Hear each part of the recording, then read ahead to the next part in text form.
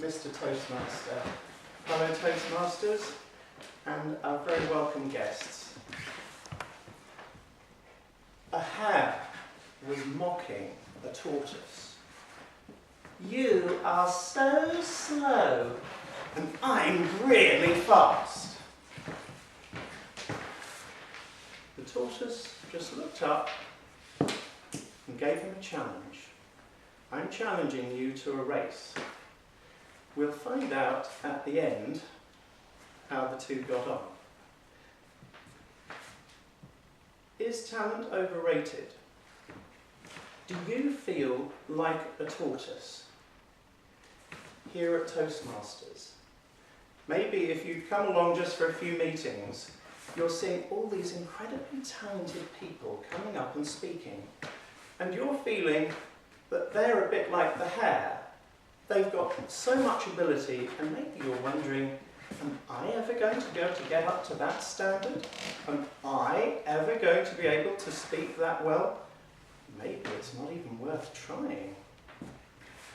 Well, you can see that if you do have that attitude, that is going to stunt your speaking progress. So what I want to talk about today is this question of talent versus effort, because I think if we can get the right mindset, the right attitude, then that will make us so much better speakers and we will achieve our goal. So let's start by looking at talent. Talent can be defined as a natural ability or skill, or at least that's what it's defined as in the Oxford dictionaries. What did some ancient thinkers think about this question? Well, in fact, if you went back to ancient Greece, maybe you would be surprised, because I think they would agree with this. I think they would agree that talent is overrated. Aesop was a storyteller who lived from 620 BC till about 564 BC, and he told this story with which I began this talk. He was followed 100 years later by two playwrights. Sophocles said, "Success depends on effort." Another Greek playwright who lived at the same time, Euripides, said, "Much effort, much prosperity." They both lived around the same time.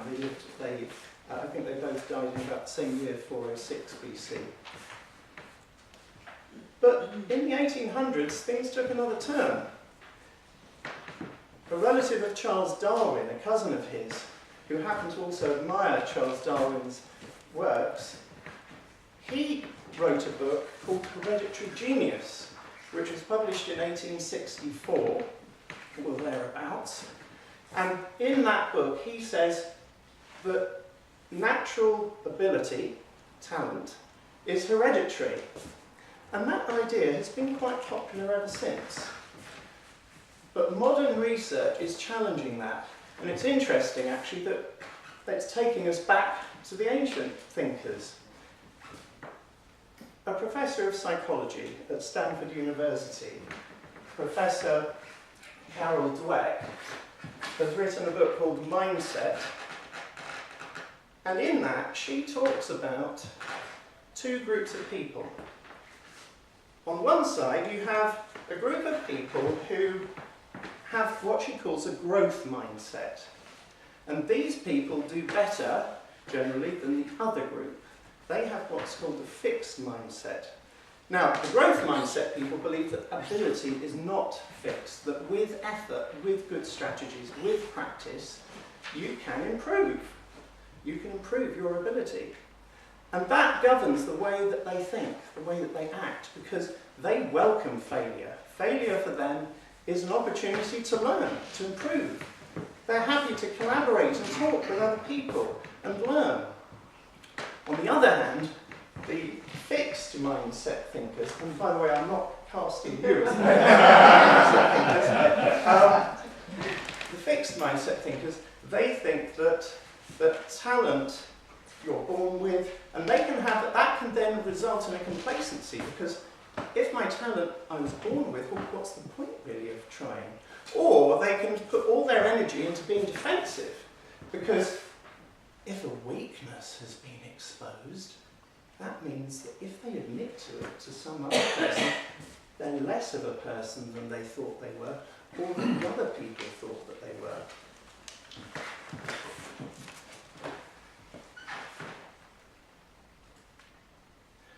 Another author, Matthew Syed, who used to be a great tennis player, has produced a book called Bounce, The Myth of Talent and the Power of Practice. And in that book, he makes the point that from his research, all the people who have achieved world-class status in diverse fields like arts, sport, music, the only thing that separates the greats from the mediums, from the everyday, is practice. Practice, practice, practice. And it's not just any old practice, it's what he calls purposeful practice. Practice that stretches you, that forces you to work on things that you're not so good at, that when you're working on your weaknesses, not your strengths. And that brings us back here to Toastmasters, actually, because if you are impressed with some of the speakers you've seen, that's what's called the iceberg effect. I have here an iceberg. You never thought you'd see one as a prop. And the thing is that with all of these able speakers that you're seeing the results of the effort. And it's the same thing if you look at superstars in sports, etc. This is the result of the practice, which is the bit underneath the iceberg that you can't see, and that represents, there's a lot more of that you haven't seen. So the thing to learn from that is, actually, you shouldn't be comparing yourself with the people up here. If you were to compare yourself with those people when they had had the same amount of practice that you, or experience that you have right now, you'll probably find that we're all about the same. And he makes the point that child prodigies are actually also not so spectacular when you dig behind that, because as children they would actually have had lots of practice that you didn't see when they came into the public sphere. So I've actually found this all to be quite true here in Toastmasters, actually. When I first came along, as Jill said, I was stuttering, a bit mumbling, a bit unconfident, and I actually found that through working through the Competent Communicator Manual, I was stretched, because I had had some experience before. I had practiced, perhaps, giving some talks at church and other places, but I hadn't really improved. But just coming along here, giving 10 speeches, doing some other roles, things have improved. And so I can say that also the mentoring that you get here, we can talk about the areas where we're weak. And in fact, you're all writing comments on what I'm saying now, which is going to help me. So it's that support network, which I think fits in very well with all that expert thinking. I've also been applying this kind of thinking outside of Toastmasters with music. At school I did grade 3 piano, and I stopped it, but I recently took it up, and I thought, rather than just working on these simple pieces, I'd like to actually try something a bit more complicated. So my sight reading wasn't actually up to it. Sight reading is where you can just read the notes and play. But I learnt a piece note by note.